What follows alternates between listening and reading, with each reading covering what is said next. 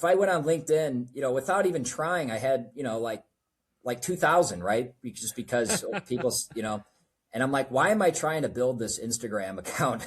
When I'm probably not even like an Instagram guy, I don't know.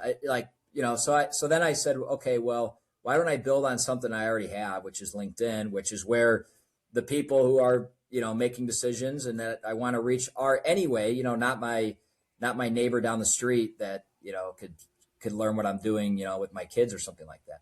So I started really trying to be active on LinkedIn and again, people, why are you showing up on LinkedIn? Why spend the time doing that and all that? It goes back to that 7-11-4 rule. That's one more touch point and one more way that you can connect with people, tell them what you're about. And, I've kind of come up with some things over time that I one of the barriers that I had with LinkedIn at first was I don't really like bragging about myself.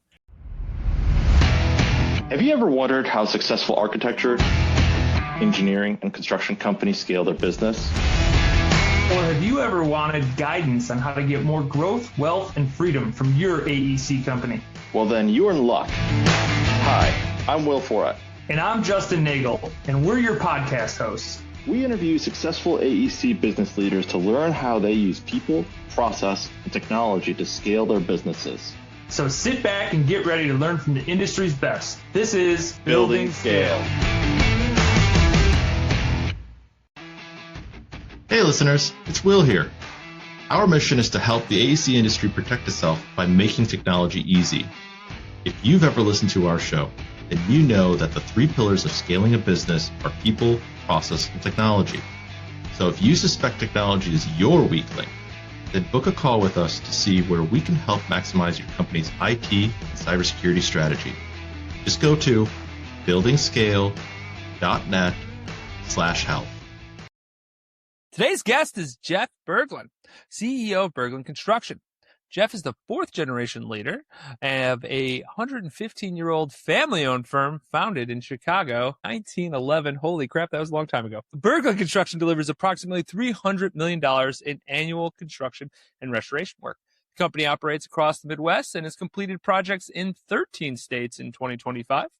Their work spans from commercial, healthcare, education, multifamily, civic, cultural institutions, along with a nationally significant historical preservation projects. The restoration group is nationally recognized for masonry restoration, terracotta repair, structural stabilization, facade restoration, and heritage conservation. As president, Jeff is driving a multi-year transformation of the business, expanding into new markets, modernizing systems, developing leadership, and positioning the company for the next generation. Beyond construction, Jeff is deeply involved in community development, including helping lead the $30 million Dunlin YMCA living campus, healthy living campus in his hometown of Chesterton, Indiana. He lives in Chesterton with his wife, 3 sons, and another child on the way, and is focused on building a multi-generational legacy of places that matter. And with all that said, Jeff, welcome to the show. Excellent. Thank you, Justin. You said that very well. And yes, multi-generational. I think that probably will be a big thing we'll talk about today.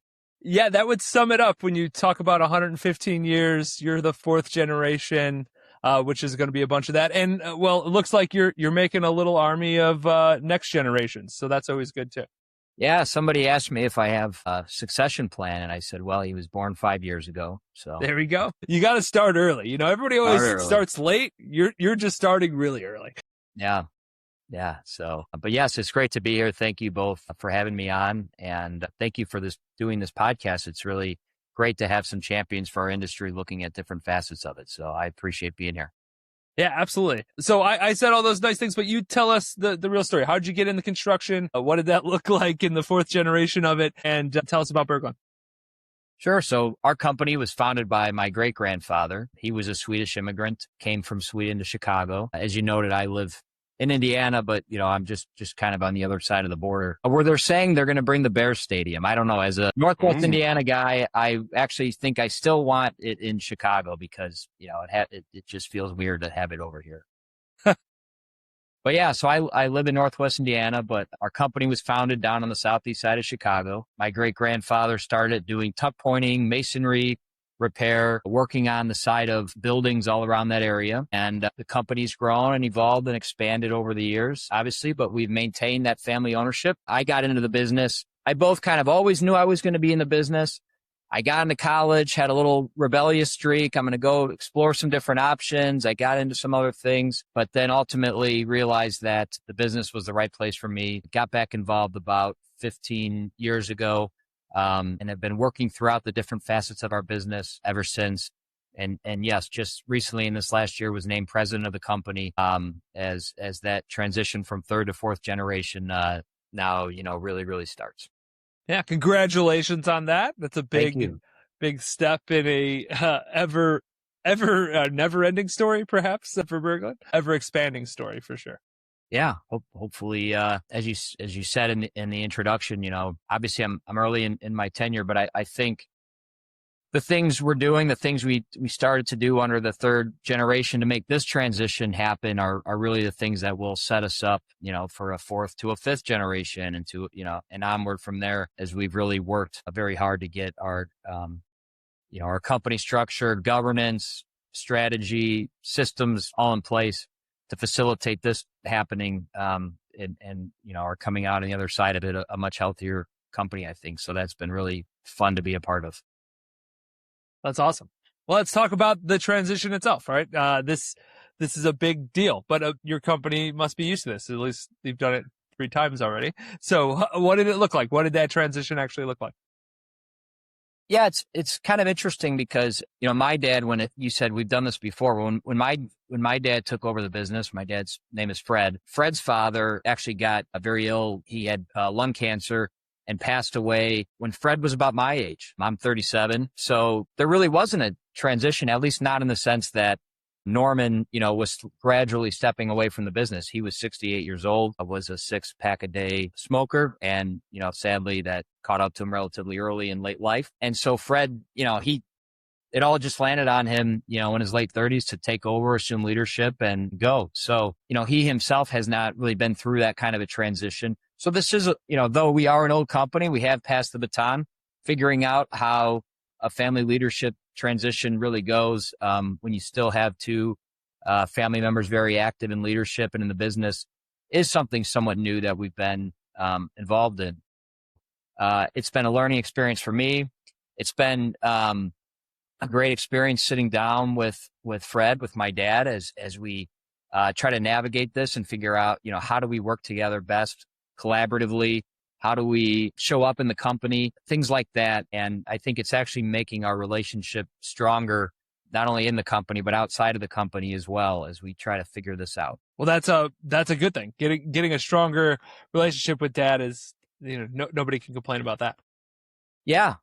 No, it's, when you're sitting down and, having real conversations about, work and how you work together in areas where you felt misaligned and things like that. As adults, you don't always have to have those conversations with your dad, right? Because your dad, probably don't live in the same house anymore. You're not kind of dealing with stuff on a day-to-day basis. So your conversations can kind of be a little, possibly a little lighter and things like that. So, it's been really a great evolution in our relationship to work on this together. Something that we can do together and figure out and come out on the other side stronger for. So that I've really enjoyed.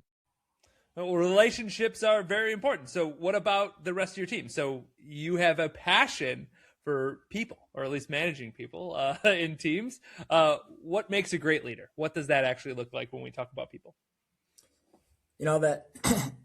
That's been a really interesting part of this journey and figuring out myself and how I show up and how, in my role now, things that I used to do or I'm used to doing can show up differently, and how I set people up for success, how I think through issues. Just to give a simple example. Meetings. I think all good leaders have ideas about what good meetings look like, and what they want out of meetings and how they should be run internally. And I realize there's like two things that a lot of leaders do, and this includes, I realized I was doing this myself with meetings. One is either you over script it. So you basically, write the whole agenda and you say, here's what you're going to say, and here's, how it's going to go, and here's how long. Or you do nothing and show up to the meeting. And then when it doesn't go like you wanted it to go, you just kind of hijack the meeting and, and take it in the direction that you want. And then, maybe you're critical after the meeting because, it wasn't doing the things that you do. Now, both those, you might get a result that you're satisfied with, but I think a truly good leader, and it's somebody who's leading a large organization, the words I keep telling myself are higher and earlier. The earlier I can get involved in things and setting standards and saying, here's what I would like to see. It gives other people an opportunity to be successful. It prevents what I'm talking about, where either I'm scripting every meeting or I'm going into meetings and being dissatisfied with how they're being run. And really it's about setting other people up for success, right? Because when you do that, if you're going to somebody a week in advance and saying, here's what I'd like to see, everybody feels better, at ease, the meeting runs well, you're happy, they're happy, you walk out. So that earlier, higher and earlier is the theme I keep kind of telling myself as I've transitioned into this role. And that's hard. Yes, I completely agree. And I know the secret background to some of this might be EOS. An EOS level 10 meeting might come into play, because I hated meetings. I literally hated meetings. I worked at a law firm, and we had meetings, pre-meetings before the meeting, and then post-meetings after the meeting. So it was like every meeting was actually 3 meetings, and it was like, insanity.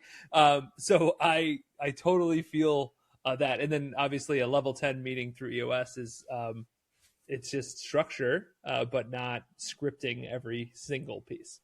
Yes, we share a mutual admiration for EOS. And the thing about EOS that recently I've come to really appreciate, that I think I underplayed before, was the idea of how to create a team, how to work as a team, and how to think of yourselves as a team. Everybody uses that word, right? We're a team. We're, dear team, here's what I would like to, do.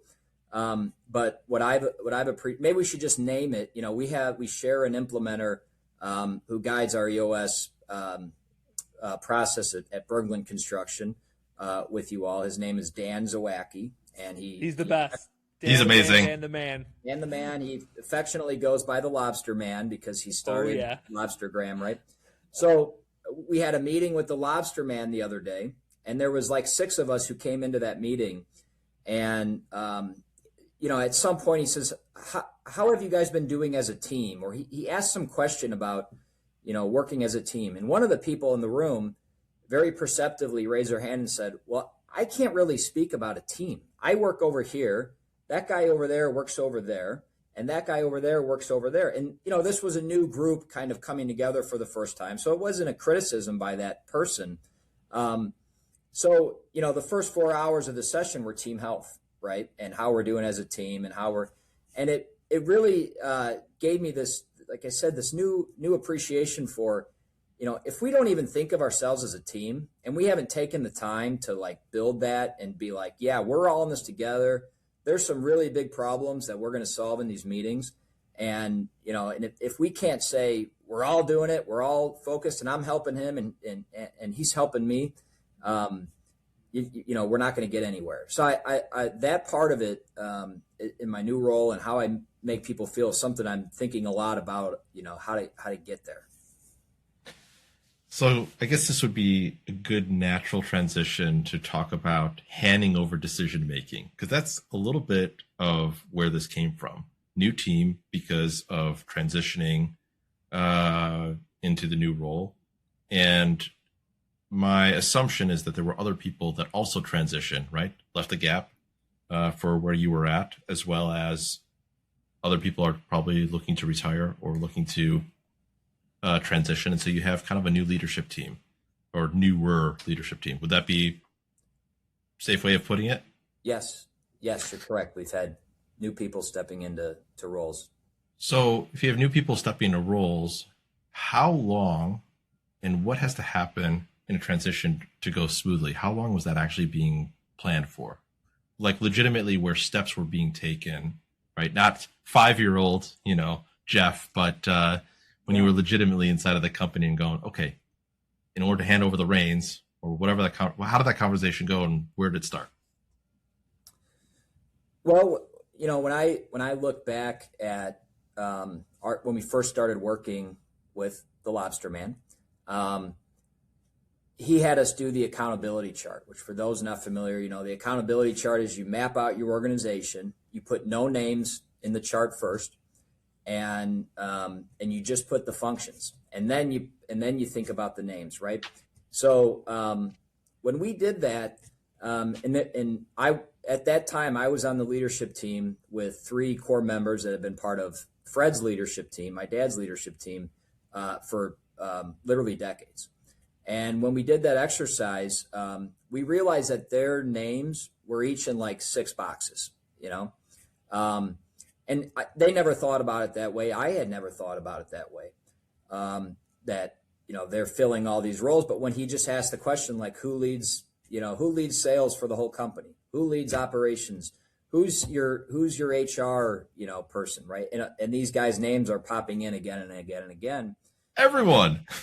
You start to appreciate, like, wow,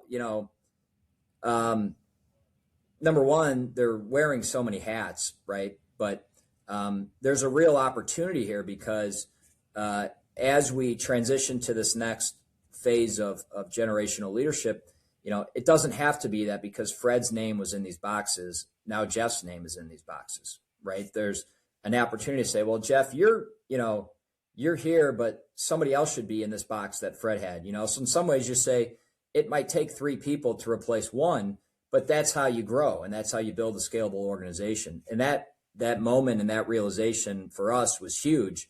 And we've been taking, really seriously that whole accountability chart, forward looking, who's doing what, who's, ever since that day, because I think without that exercise, we would have never wound up where we are today, where we're not only transitioning, but we're also growing and scaling at the same time. That's a tough dance to do, but also it can work out well if you do it deliberately.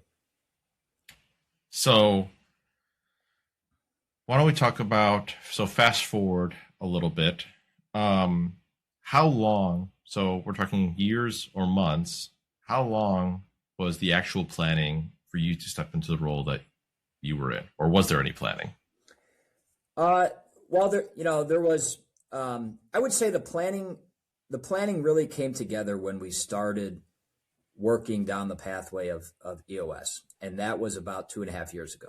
Now, there was always a thought process. So my dad is turned 65 last year, and he had always identified that as the year that he wanted to make this transition happen.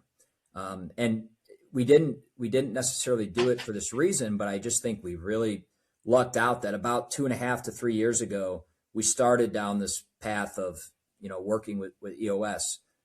I've suggested it to other people who are going through because I just don't know how we would have done it, at least as successfully as we had we not been going down that path. We actually had it as a company goal. So in the EOS world, you set company goals every year. We had a company goal last year that we communicated at the end of 2024, that by the end of 2025, the leadership transition would be complete, or at least it would be announced and people would be in their seats. And what that did for us is that really lit a fire under our asses, because if you're going in front of the company and you're saying on a regular basis, right, hey, we're going to make this transition happen, and you get to, and everyone's wondering, I wonder what's it going to be, and how, how's it going to go, and you better not get to the end of the year and go, just kidding, right? So that kind of putting that out there, I think made us all feel like we better figure this out, because if we don't, the whole company is going to think, these guys don't have their shit together. So that was really good. Public accountability. Put a little pressure on the situation. Yeah, it really did. Speaking of pressure, so prior to this transition to happen, what were you doing in the company? I've had the chance to work in a lot of different roles in the company. And, I've had two that I think were really formative for me. One was, I managed a really large project in Columbus, Ohio. And, that project was formative for a couple of reasons. One, I was working, in a remote geography.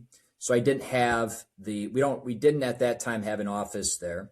So I didn't have like the corporate backstop or, the ability to walk in somebody's office and ask all these questions all the time. I had to figure a lot out myself. It was a really challenging project. And one of my ambitions is to grow geographically our company, because I think there's some special things we do that are valuable for other markets. So that was very formative for me to go out to a new market, figure out how to, hire a bunch of local people, train them, get them all on the same page, and deliver. It was a $23 million project on the state office tower for the state of Ohio. And we were also a subcontractor to Turner Construction on that project.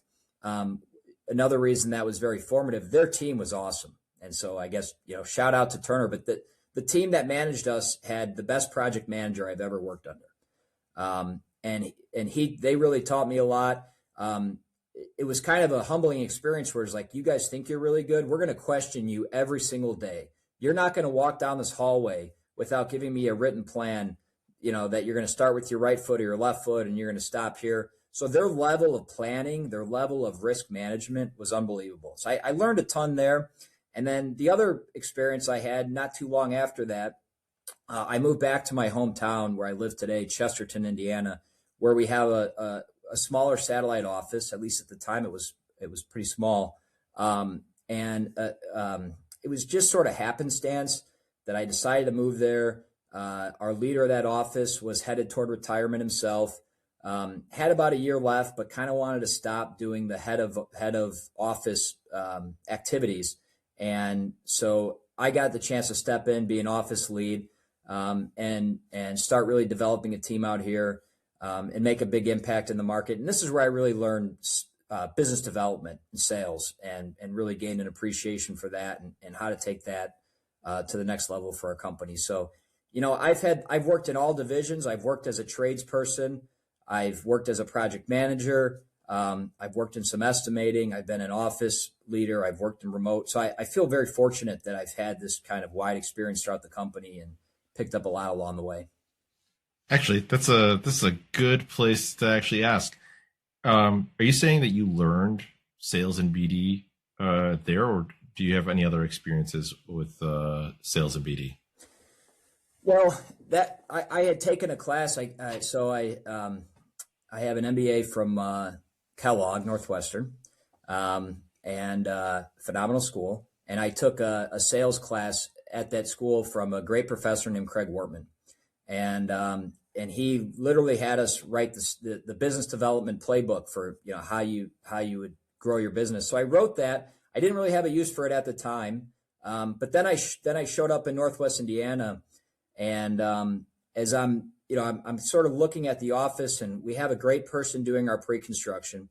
We have a great operations team, but our presence in the market was pretty poor. And, I start going to events, and I'm seeing all of our competition out at this event, that event. And, I think there was kind of a feeling at the time like there was some secret sauce that some of our competition had that we didn't have. And, well, their secret sauce was, they were just showing up. So I realized that was a gap I could fill. And so I started just trying to beat them, trying to show up places, trying to be, and really not just from a sales perspective, because one of the things that I think really needs to be appreciated about construction, our sales process is long, it's complicated. We're asking people to trust us with a lot of money, a lot of risk. And so, I'm not just selling you a t-shirt where, hey, buy my t-shirt and you hand me $10. You're going to work throughout an entire year alongside our team just to get from pre-construction to a contract. And then you're probably going to work with us for 2 more years. So really trusting, really getting to know who we are, what we stand for, what we're about, who I am, and what I'm about, and hopefully that's reflected in the company, is just critically important in this whole picture of how you get someone to entrust you with that kind of risk, that kind of money, and their hopes and dreams for their project. Let's dig slightly deeper in this BD sales piece. So you move to northwestern Indiana. And you say, hey, retirement is happening. I'm going to take over this shop. We're going to do what? We're going to shake hands, kiss babies. What are we doing there to get the business? Well, I there's a really good book that I recommend called Oversubscribed by Daniel Priestley. Okay. And Daniel Priestley has this rule he calls the 7-11-4 rule. And he says this rule is what it takes to get somebody to entrust you with a purchasing decision. And what that stands for is they have to get to know you for 7 hours of time across 11 different interactions across 4 different platforms. So 7 total hours of time interacting with you, 11 different touch points. And then the 4 different platforms, is like, well, hey, if somebody listens to this podcast that I'm on, that's one platform, right? And by the way, that's, an hour of time or whatever somebody spent. Maybe then I go to lunch with them. There's another platform and another hour, right? And maybe they see me at an event and that's 15 minutes, right? But that's another. So if you think about your own purchasing decisions, what I realized was that's kind of the process that I go through is for something significant. If you're going to buy a car, you're going to, read online about it. You might listen to a podcast about it. You might go to the dealership, test drive it, talk to a few friends who have, you're going to have like that number of touch points to get there. So what I realized was, I would hear a lot like, well, hey, we know that this potential client has a big project, and we just had a great meeting with them. It was phenomenal, and we're perfectly situated for that project.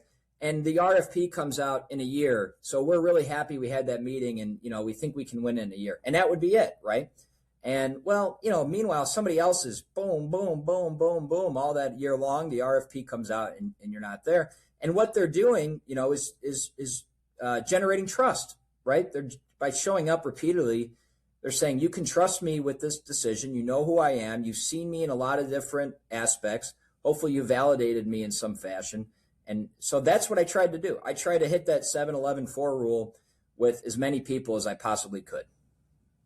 That's awesome. I've never heard this 7-11-4, but I've heard variants of X amount of times, X amount of interactions, different places, but 7-11-4, I love that. That's awesome.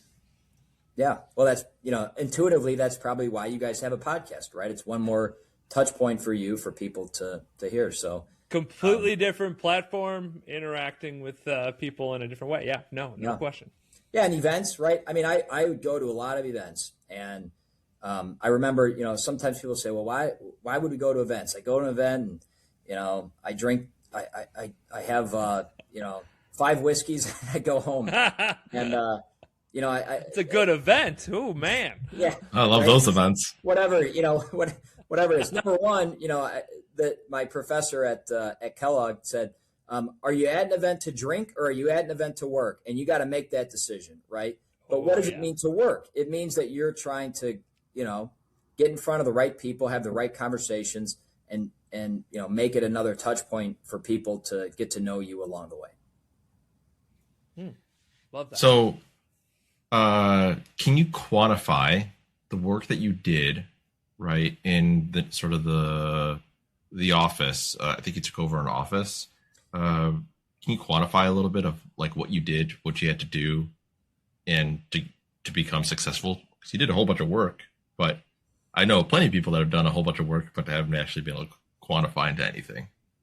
Well, I mean, I guess the most basic metric, if you said, well, what, was it successful? We were averaging about $12 million in revenue in this office prior to when I started getting engaged. this year we're doing about $55 million in revenue. Next year we're doing about $75 million in revenue. And that was 2022 when I showed up here. So it's a pretty short amount of time. But the thing was, this is not a story really about me. The story is there was a great team, very talented. I'm not the project. I did not serve as the project manager. I did not serve as the pre-construction. It's not that I came out here and revolutionized what they were doing. I just went out and said, hey, this is who we are. These are our values. This is what we're about.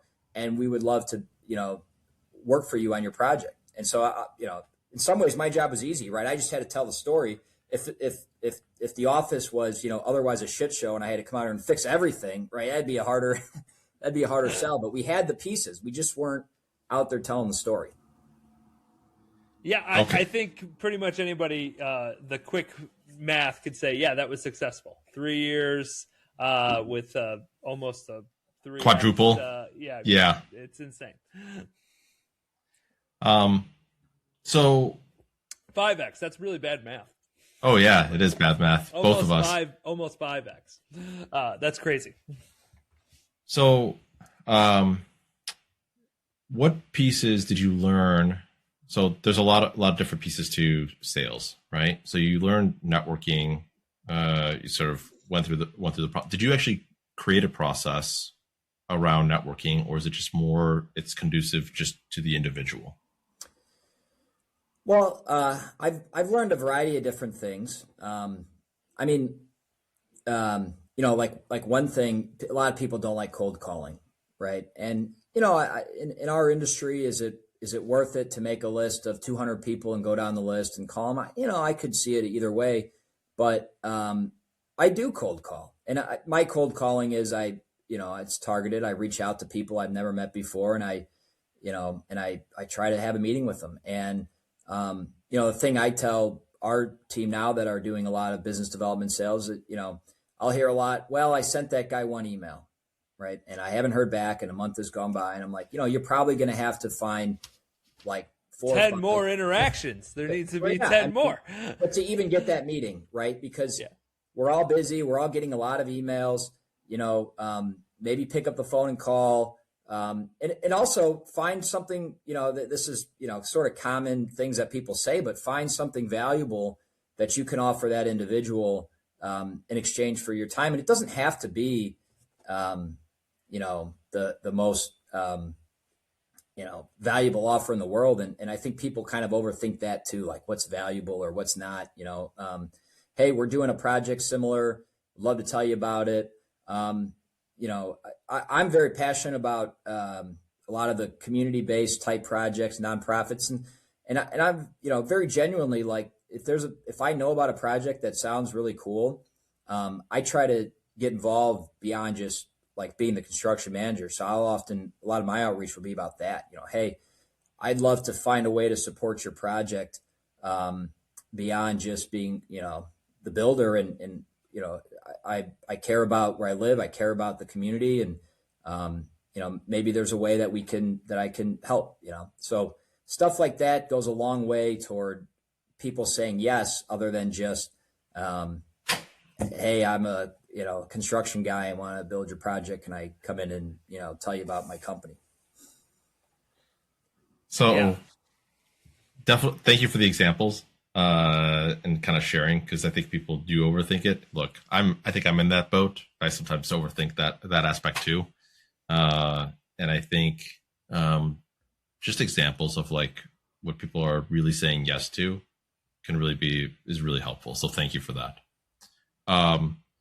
Did you do anything else? Like, so there's the sales side. Did everything you do relate to sales, or did you do anything around marketing? Well, another thing, with that 7-11-4 thing that we talked about was I started being more active on LinkedIn. And, it was kind of funny because I had this idea that I was going to grow my Instagram account. I don't know why, and I had people comment to me like, oh, I really see you're trying on Instagram.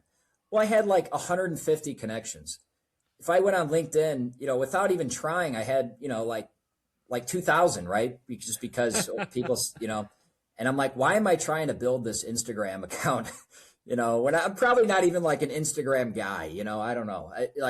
So then I said, okay, well, why don't I build on something I already have, which is LinkedIn, which is where the people who are, making decisions and that I want to reach are anyway, not my neighbor down the street that, could learn what I'm doing, with my kids or something like that. So I started really trying to be active on LinkedIn, and again, people, why are you showing up on LinkedIn? Why spend the time doing that and all that? It goes back to that 7-11-4 rule. That's one more touch point and one more way that you can connect with people, tell them what you're about. And, I've kind of come up with some things over time that I one of the barriers that I had with LinkedIn at first was I don't really like bragging about myself.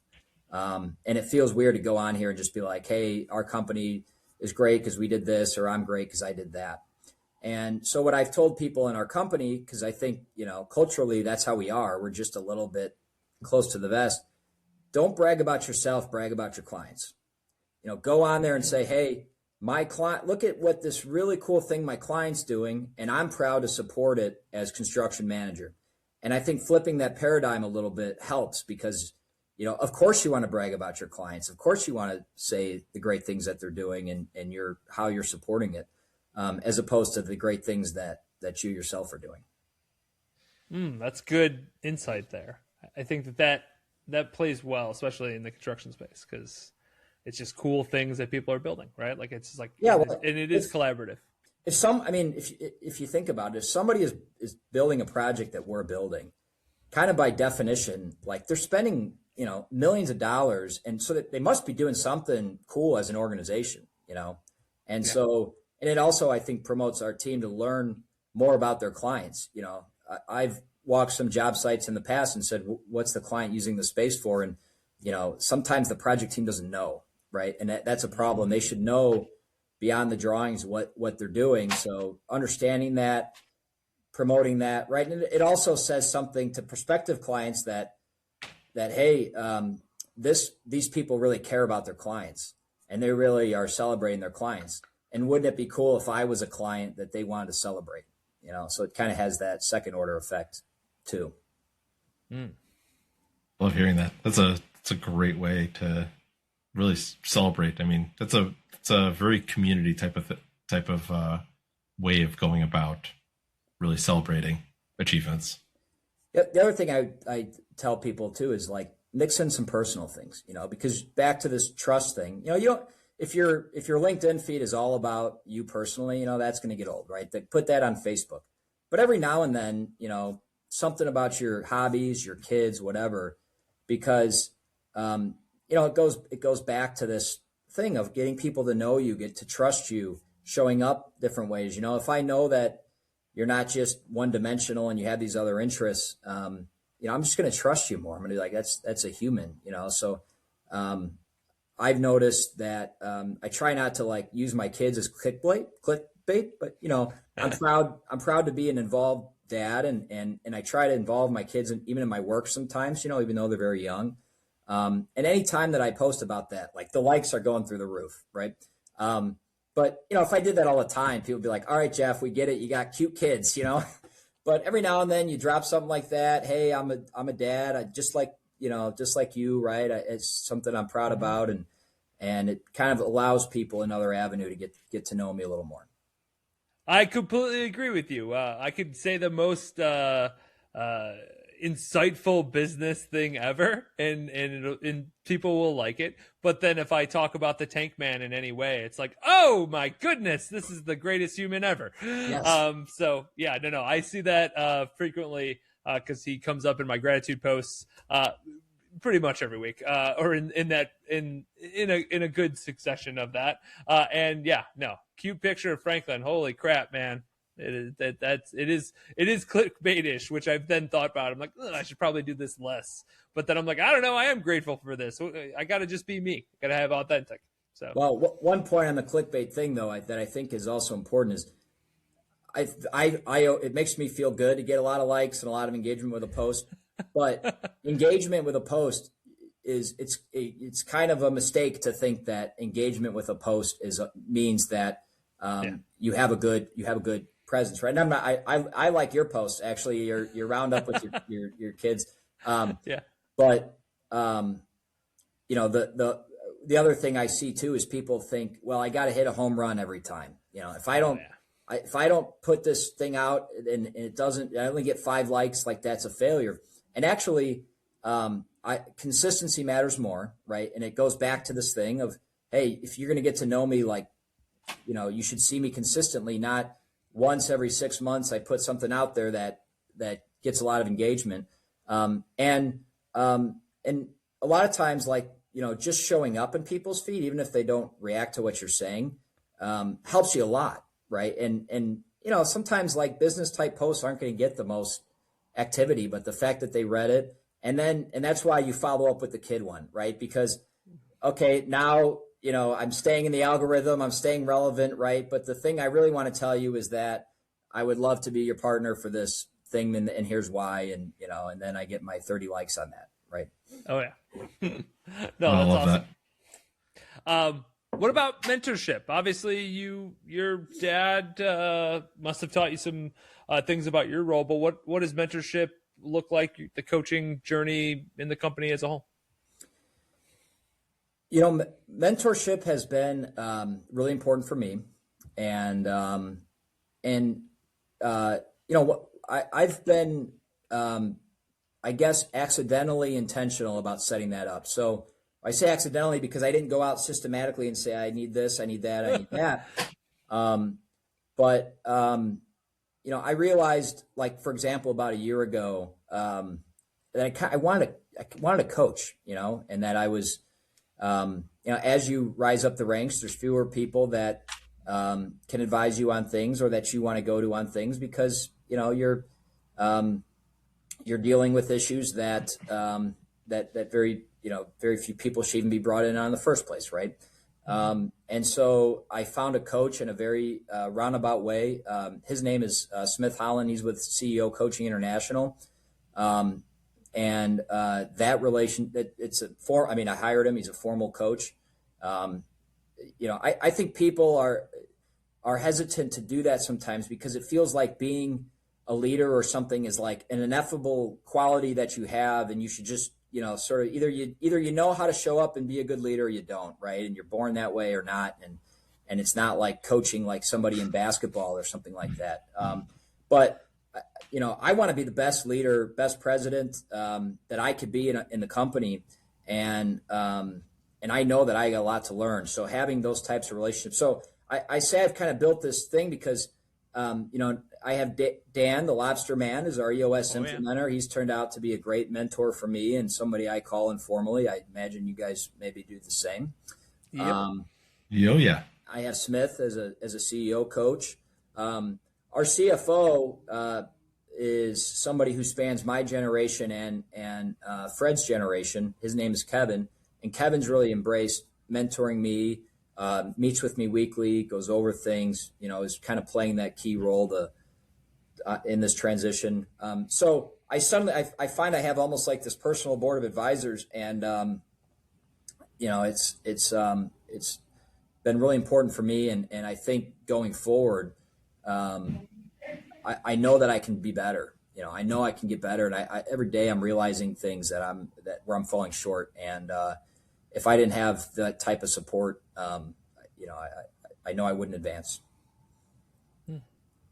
It's funny because people, obviously sports gets, people compare sports to life or business, and nobody critiques the fact that like Michael Jordan has like 5 coaches. Yeah. It's just like, you have a shooting coach, you have dribbling coach, you have Phil Jackson, you have like, health coach, same thing with LeBron, right? Like, so you have all these coaches, and it's like, well, yeah, how do you think they got as great as they got? Like, it wasn't like I just was born to be the greatest. It was like, I worked unbelievably hard and I used other people's knowledge to really, get those facts in there. So, I think a business coach or a CEO coach, as you have, like, those are things that, to me, make sense. Like, how do I get better at something? Well, I got to use somebody else, to help me, even if it's just holding accountability of things, right? It's like we might know similar things, but like seeing it when it's your business compared to outside of the business, working on the business compared to in it,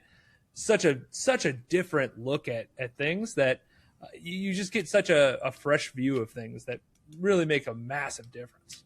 I'll give you an example of recently with the coach. So, I'm somebody, I kind of live in my head a lot, and I like to think things through, and I like to make things perfect before I put them out in the world. If I say things like, here's my idea, and I've already thought of all 25 angles of this idea, right? Before I put it, because, I guess maybe it's kind of a vulnerability thing or whatever, right? If you're putting something out.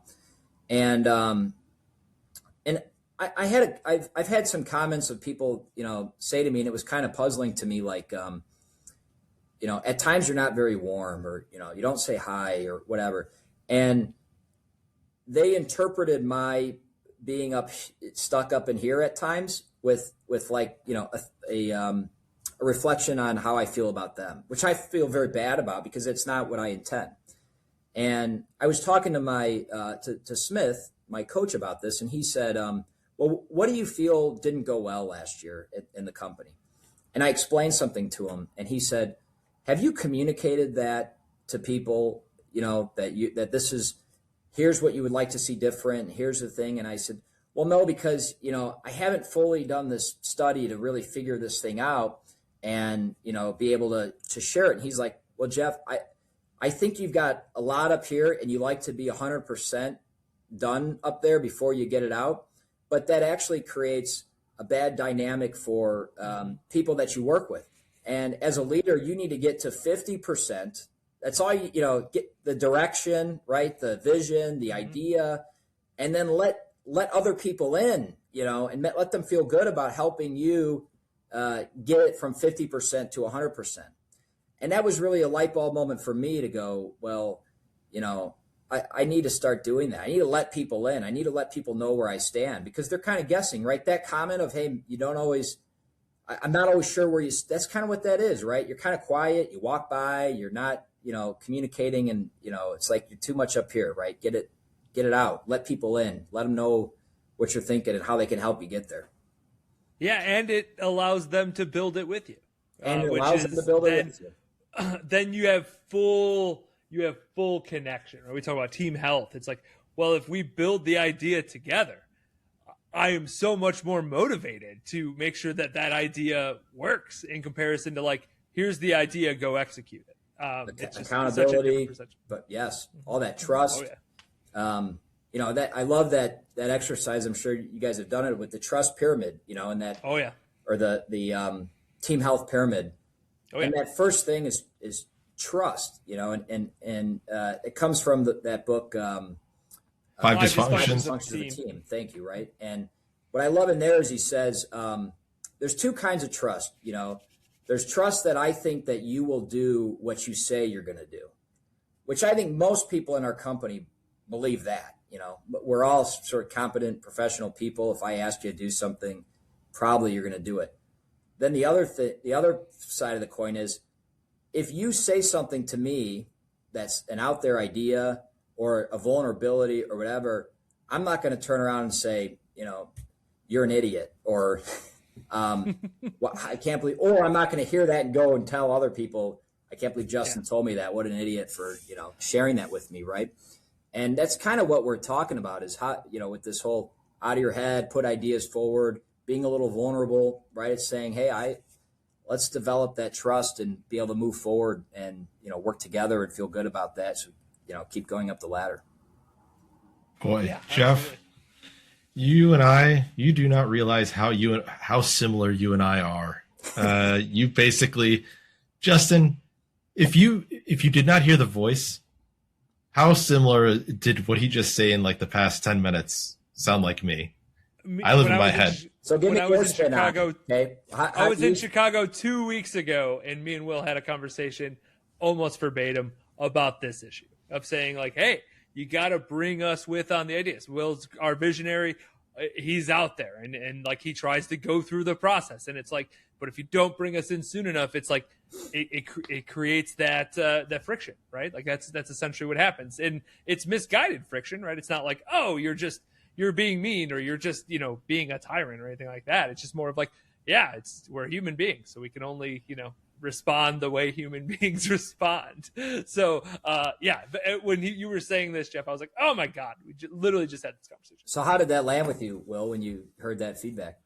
So working on communication, like clear, concise communication, is something that I think is like an ever going process. I've never been perfect at it.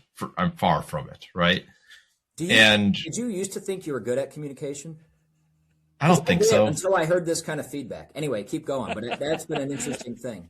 No, because I also had a nickname, Once Upon a Time Will. So, Tell a long story, I'll tell you that. And so I already knew that I wasn't the greatest at communication, so I didn't have any, we'll say, cognitive dissonance around that. However, when it came to like including people, when it came to like ideas, and when I think my biggest issue is when to include them, because I generate 1,000 ideas an hour, right? And I don't always consciously think about how long have I spent on this thought or this sort of idea to mold it into something. And at what point should I include the team versus this idea is only half-assed, it's half thought out. Maybe I should think about it a little bit more. That's the problem that I have, is that I definitely spent too much time on certain ideas without involving certain, members of the team going, hey, what do you think about this? And going, well, what about this? What about this? Like actually spending a little bit of time on it, because when I spend too much time on it, they're thinking that I've made already assumptions or I've already made the decisions on those, when I'm really looking for the feedback. And I've kind of thought about crossing off certain things on the list that like I logically concluded, oh, it doesn't make sense to go down these paths. These 3 paths out of the 10 or 15 that I thought through, these 3 seem to be the best fit, which might not be entirely true, but it seemed best fit based on my perception, right? Sure. So it's a work in progress for me. And it's super hard. And trying to be like clear and concise in that conversation and like giving them the context without giving them the world. Like we don't have 24 hours to talk about this. Yeah. That's the other part, is like, what contextuals are important to this conversation versus what can I leave off, right?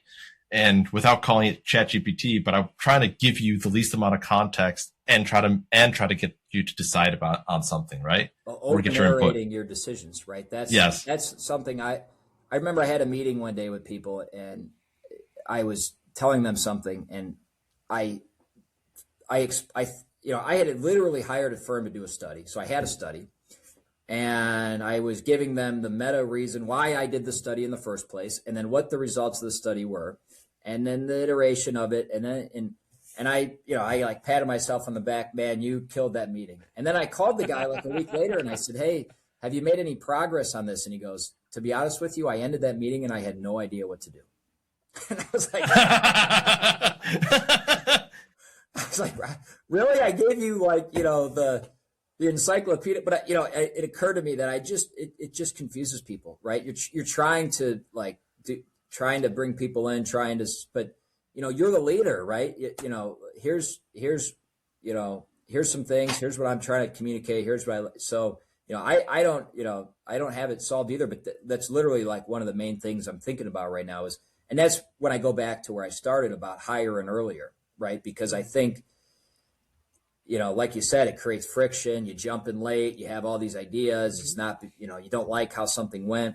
And if you really want to be a good leader and really set the team up for success, the higher you can get involved, or the earlier you can get involved at a higher altitude, the better. And the fact that that's really hard work, I think, is also underappreciated for, leadership. We're starting this, as part of this transition, we're starting a board, and the board members the advisory board members are my dad and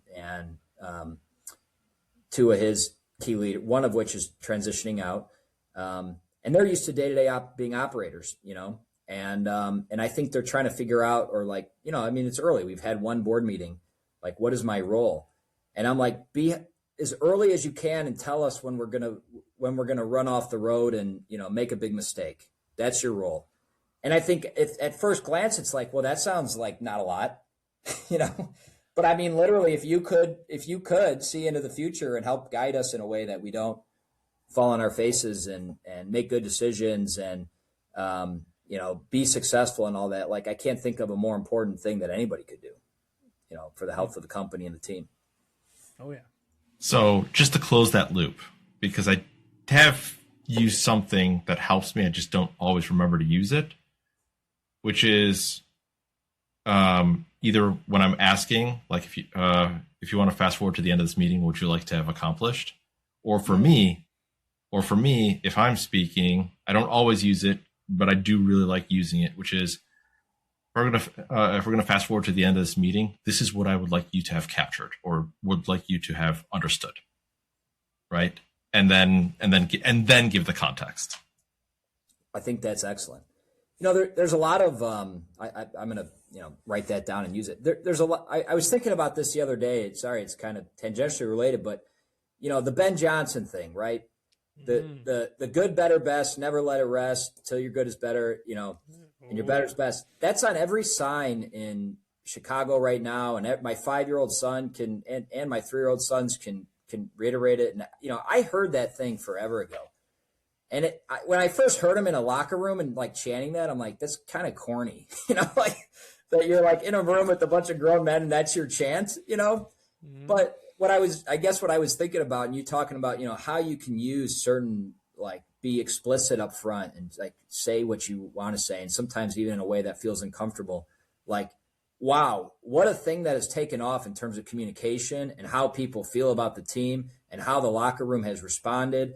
And, you know, and then you had me sitting over going, what a corny ass guy to be, you know, saying that, right? And how wrong I was. So, I mean, I you know, those kinds of explicit communications and getting out, you know, saying things that don't always feel natural, you know, I think that's a big part of it. Sans the pulling off the shirt, right? Yeah, well, I mean, that's got to feed the people of Chicago from Wiener Cycle. That makes sense. You know, I mean, he's really an interesting case study, you know, overall. He's Ben Johnson. He's kind of around, you know, late 30s, right? And taking on this leadership role. And I saw like a funny spoof of him, which is he sits there on the sidelines and he doesn't react to anything, right? It could be, you know, whatever's going on. And then he goes into the locker room, right? And he's F the Packers, ripping his shirt off, yeah, good, better, best, you know? And like his whole personality changes. But you know, it reminds me of this conversation we're having about vulnerable leadership, right? He's like, yeah, he's this stoic guy, you know, in the moment. But he's in there with his guys at the end, and he's going, yeah, you know, we're all in this together, and we did this, and, you know, and I'm right there with you saying F the Packers, and, you know, and you know, it allows people to come in and be part of it, right? Yeah, I love the connection of sports and business, because I do think there's so much truth to that, where it's like, what did he do? He came and changed the culture. That's essentially what he did. Obviously, new scheme, right? So, you have a different strategy. Makes sense. But like the culture component, the people component to that, such a difference in 1 year. And I think that plays true. So sometimes that direct communication, to your point of saying like, we want to go from good to better to best. Like, even though that sounds corny at times, if you keep saying the same thing over and over again and people buy into it, man, you can take over the world. Like that's how it works out. Well, one of the things, and I'm sure you guys do this too, is have a theme every year. Like what's the yearly theme that you have? Because what we found is like, how do you really, really focus on something? We'll have a theme for the year. And every week we mention our commitment to each other. All the leadership team has a commitment that we're committing the whole year, as well as that yearly theme for the company as a whole. And like, those are things that it seems silly, but yet those move the needle without question. That's a great point. And those things you take for granted that, you know, like the core values, right? It's great that EOS forces you to say what those core values are at least once a quarter in your quarterly address, right? And talk about them and champion them and celebrate them. And I remember when we first started, and we had core values, and the Lobster Man was like, hey, we're going to revisit those. And I'm like, really? And we did change them, and we, made them more about the DNA of the company than they were. And, I asked someone the other day, if they know them all and stuff like that. And, people do, but I mean, you're hiring new people every day. You have people working in, remote geographies who you're not seeing all the time. And then, there's multiple layers to that whole thing, right? Your core values, your core focus, your 10-year target, your 3-year target. It's amazing how much people can get. You think that you're being very clear on these things, and then someone sends you a plan, and you realize that certain things you were saying just didn't land, or they make a comment in a meeting, and you go, God, we've talked about this not being the right fit for us, or whatever, based on our core values, our core focus, and here's someone surfacing again, right? And you just can't communicate it enough.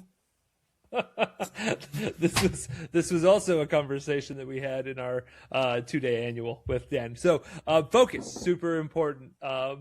Absolutely, I don't want to hammer through that, but we're probably just about at time here. Will, you want to hit it with the last question? Yeah, love asking this question because it's the one that we ask everyone. If you're to go back 20 years.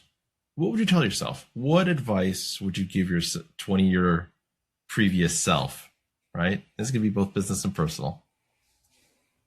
I think what I would tell myself is keep moving forward and don't spend much time looking in the rearview mirror. And the reason I say that is, especially, so I'm 37, I was 17. And, at that point in your time, life decisions can feel heavy. You can feel like, your decision to do this, go to this college or study this thing or pick this course, has a lot of bearing. And I think as you move through life, one of the most important things is being able to just keep going and just make the next decision, and don't spend too much time, on why you did that, or looking to trying to go back in time, and just deal with what's in front of you and make the next choice. And if you do that, and you keep looking ahead, I think you end up in a good place. I love that. Oh, yeah. Great advice. Yes, absolutely. This has been a ton of fun. I'm going to throw all your social and all that stuff in the show notes. But if somebody wanted to get a hold of you, what's the best way for them to do that, Jeff? Well, I talked a lot about LinkedIn, so connect with me on LinkedIn, or I'd love to see what other people are up to on there, and hopefully some of the things that we're doing shine through as well. Awesome. And is there anything else you'd like to tell the people before we say goodbye? I just say thank you again. Thank you very much for having me. Thanks for championing our industry and bringing people on to share their perspectives. I'm not aware of another podcast that does this, so I'm really grateful you guys do it. Awesome. Well, thank you so much. This has been a ton of fun, listeners. If you haven't gotten that from the laughs and giggles, certainly on my behalf. And until next time, adios. All right. Bye, guys. Thank you. Thanks for listening to Building Scale. To help us reach even more people, please share this episode with a friend, a colleague, or on social media. Remember, the 3 pillars of scaling a business are people, process, and technology. And our mission is to help the AEC industry protect itself by making technology easy. So if you think your company's technology pillar could use some improvement, book a call with us to see how we can help maximize your IT and cybersecurity strategy. Just go to buildingscale.net/help. And until next time, keep building scale. Scale.